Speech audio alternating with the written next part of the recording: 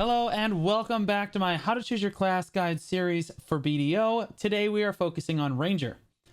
Ranger is Black Desert's premier female ranged class, sporting a traditional elven ranger thematic in Awakening and more of a bow and arrow ranged elf thematic in Succession. Ranger can crank out massive damage from a distance with a solid amount of AoE.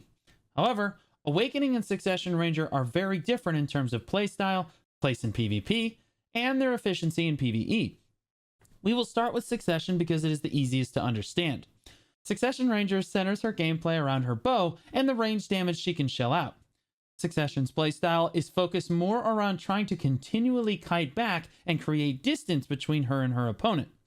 Suck Ranger really struggles in duels and small-scale PvP where assassin classes have time to focus her. This leaves her open to aggressive classes who can grab, or simply those who can close the distance too quickly before she can adequately abuse her ranged pressure. However, as you add more players to the picture, Succession Ranger becomes better and better. In large-scale PvP, where she can position freely and rely on support from other classes to boost her range damage even further, Succession Ranger becomes a terror. Succession is one of the best specs in the game at abusing high ground advantage and firing from very defensible locations with her hard-hitting bow skills.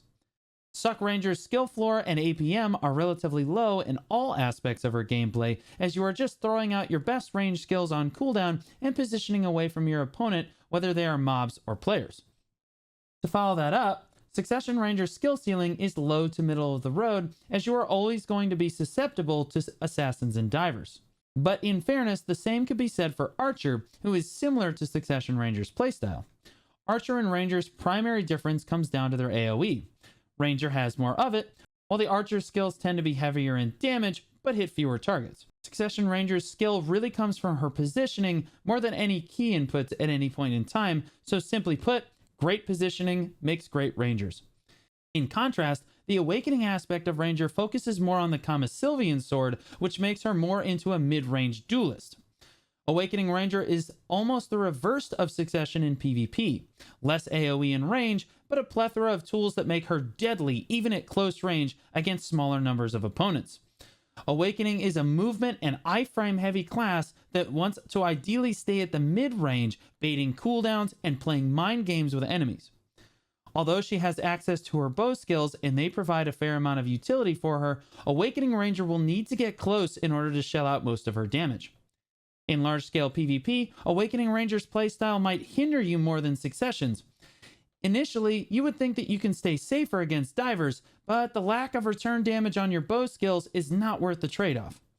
Ranger is a very squishy class, and Awakening requires her to get in close to put down her most optimal damage. This makes her difficult to play in large-scale PvP, but not impossible. Awakening Ranger's APM requirement is middle of the road, definitely higher than Succession's, but not incredibly high like that of Ninja. Both specs of the class perform well in PvE, but which one is considered better is up to the player and the place they are grinding, as the playstyles make them better at different things. Succession, for example, is stronger at low-end spots because she has more AoE and spammable skills, while Awakening can feel stronger at some of the high-end spots because of her movement options and iframes. To sum up, if you are looking for a female, elven, bow and arrow thematic, both specs of Ranger make her an incredibly well-rounded class that provide plenty of options for most everyone. Thanks so much for watching, guys. I wanted to give a special thanks to all of the community members who helped make this video possible. If you want more information about this class, I have linked all of the content creators who main this class in the video description so that you can check out their content. Please remember to like, subscribe, and comment if you liked the video, and I'll see you in the next one.